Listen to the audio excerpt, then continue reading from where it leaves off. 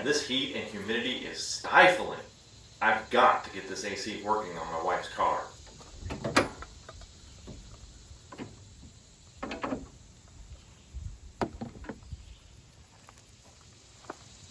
Man, I hate it that my wife has been driving this thing without any air conditioning. But I'll bet she'll be super excited when I finally get this thing working for her.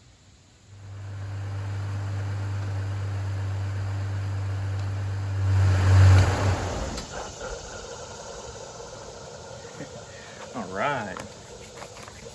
Hey, babe, I got the air conditioner working.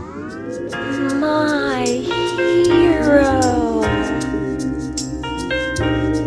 Yeah, all I had to do was like bypass the relay right here, adjust the clutch a little bit, put a little Freon in it, and... Shut up and kiss me. Okay. Dad. What? What are you doing?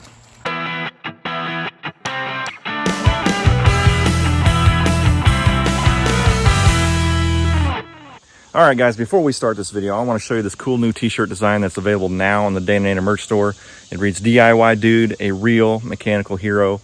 Nice G.I. Joe theme, patriotic. We all have stuff that breaks in our lives. Broken trucks, broken cars, broken toasters, broken dreams. So this is your opportunity to show the world that you are truly somebody's DIY mechanical hero. A real mechanical hero. You can get this design in a variety of colors. T-shirt, long sleeve, hoodies. I got one in blue. Looking forward to wearing that in the fall. You can also get this in a decal, so you can put it on the window of your car and show everybody that you are a real mechanical hero. You can pick it up in the link in the description below. Use code DAN10 at checkout and get 10% off your order. You can also check out my store. I've got other designs. We've got the classic check wallet light. I've got another variety of fun dashboard light designs. My blood type is WD-40. Real men smell like gas. That's always a classic. And the I dreamt I was a muffler. I woke up exhausted. We've got a fail blazer. Failure is always an option shirt. Plus, we've got our regular Daninator logos. So guys, any merchandise you purchase goes directly to help this channel grow. I've got a really fun project that I cannot wait to announce. It's gonna be taxing on the old wallet. So guys, get you a t-shirt, look cool, help the channel grow. So I appreciate all the purchases that have been made so far by the Dana Nation. Plenty of designs to choose from. Again, any purchase, it's greatly appreciated. The prices are already pretty low, but don't forget to use Dan10 at checkout and save 10% off your order. Thanks a lot and enjoy the video. All right, you heard that right. It has been 6 weeks since we dropped off the Sierra at the shop to have the transmission rebuilt. A little disappointed for how long it took for him to get it done, but I'm just glad it's done. And so we're getting ready to pile into the fail blazer, head down the shop, pick up my Sierra. I'm super excited to have this truck fixed and running. The shop owner said it drives really well down the road. So our Sierra is a replacement for the Silverado. All right, so let's go down to the shop, pick it up, and see how she runs.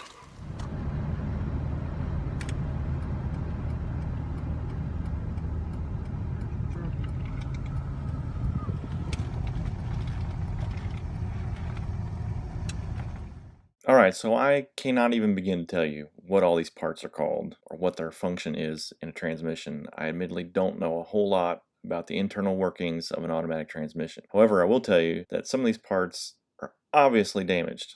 Like this gear right here. There's big chunks just missing out of this gear. This gear right here is supposed to be perfectly round. I think this is the roller clutch. I'm not sure. But this gear right here, I believe, is the rear sun gear, and the snap ring is supposed to be in that groove to the right. So the technician explained to me that the transmission may have been oil starved, and he explained that sometimes when transmissions get rebuilt, which mine I think was previously rebuilt, some of the parts that are put in, these aftermarket parts, are a little bit thicker than the stock parts. And he explained that sometimes when these thicker parts get installed, it removes the tolerance or play within the parts that allows the oil to go through all the clutches and the gears to properly lubricate the transmission. So according to what he was saying, bigger, thicker, beefier parts are not always better. Sometimes it removes the tolerances to allow the fluid to pass through the transmission. And the clutches were all burned up, and you can see the gears were pretty chewed up and torn up. There's a lot of heat. So basically he was saying the transmission ate itself because it was oil starved. Alright. Lots of money later.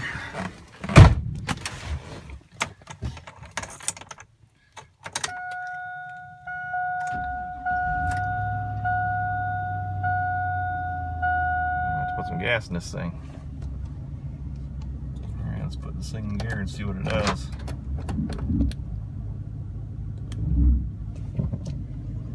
Hey, look at there, we're rolling.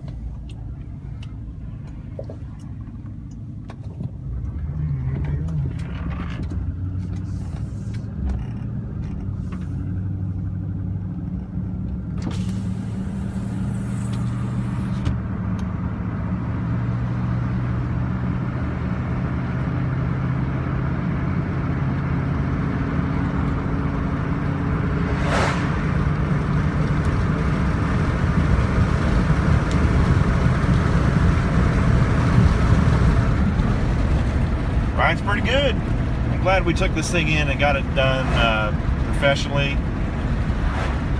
My initial thought was to take the transmission out of the parts Trailblazer and put it in this thing. Just swap the bell housings and whatnot. It's cruising pretty good. I'm really pleased with how it's driving. We'll get into town here shortly and we'll hit some stoplights and stuff, and we'll see this thing shift and go through the gears. But it went from 0 to 60, nice smooth shifting vehicle. I'm really pleased.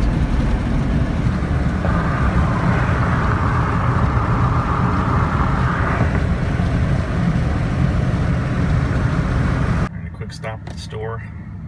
Let's put this puppy in reverse. And it's working. I've driven this truck quite a bit around the house. Taking trash down to the dumpster, heading up to the shop, or just going down the street to visit my in-laws and stuff. This thing made so much noise. It's kind of comical.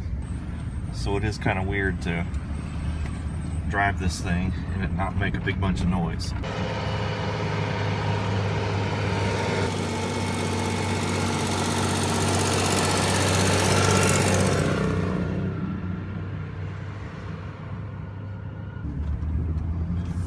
This thing definitely needs a clean. It does sound like I got an idler pulley that's squeaking, and I've noticed that this thing kind of pulls to the right a little bit on the highway. So a couple issues we'll need to look at, but first and foremost, this thing needs a clean worse than anything. Also, it sounds like I've got some squeaky brakes, so we'll have to fix those. But I'm just about out of gas, so better go fill this thing up.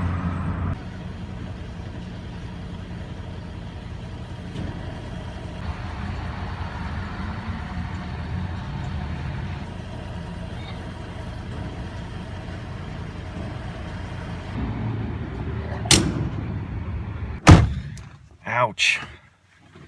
Just took a sucker punch to the wallet. So how does it drive? Well, it drives pretty good. The brakes are chirping, and when I stopped to get gas, the brakes really made a lot of noise. When I came to a stop, it was really grinding. So that's going to be one of the first things I need to do is change the brakes.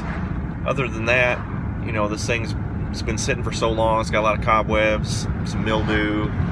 It just really needs a really deep, thorough cleaning. And I've noticed that I've been on the highway and the truck has a tendency to pull to the right just a little bit. So, and also in the steering wheel, when you turn, you can hear a little bit of a kind of a wobble, kind of a noise, light thumping and wobbling kind of feel to the steering wheel. The steering column has a bushing that goes bad on these, so I'll need to fix that. This thing, really, for what it is and for how much we paid for it, it's a nice truck. It does have some rust issues, so I'll have to address some of that. And I would like to do some things to prevent rust from really getting bad on this thing. But, you know, it's a 2002, it's a 17-year-old vehicle, and these GMs rust like nobody's business, and I live in the Rust Belt. We have a lot of wet, salty winters, and we've got really hot, humid summers, so you gotta be proactive. I wasn't with my Silverado, and it's really showing. So with this one, I'm going to take some preventive measures and try to keep this thing as nice as possible for as long as possible. You know, this thing's nice. It's got tinted windows. My Silverado doesn't. I think it's aftermarket tint. I don't think it's factory tint, because the passenger side window over there is really kind of wavy, if you know what I mean. You know, it's a pretty nice truck. It's not too shabby. So we're about 25 minutes away from home, so I'm just gonna enjoy the ride home and try to get a feel for how this thing's running.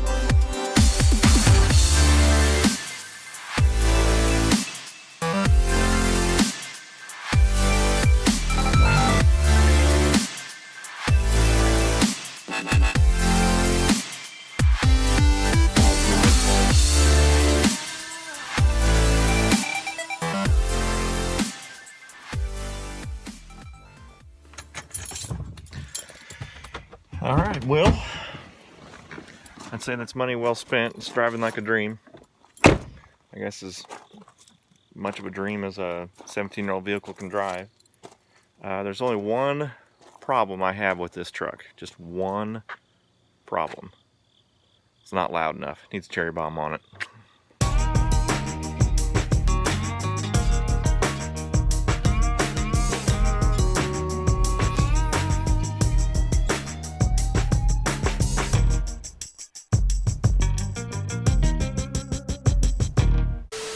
Do I do a full? Yeah, just whip it around.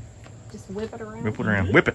Whip it good, Danny. My hero. I hate lipstick. My hero. I know, it's disgusting. My hero. Where am I looking? I can't not look at you, so you're gonna have to bring yourself down. I can't talk to an inanimate object. Oh, you want me to do duck lips? Yeah.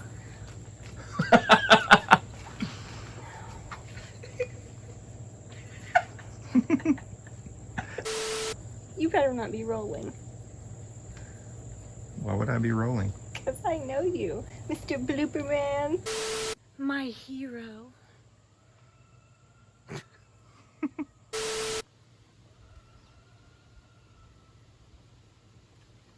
My...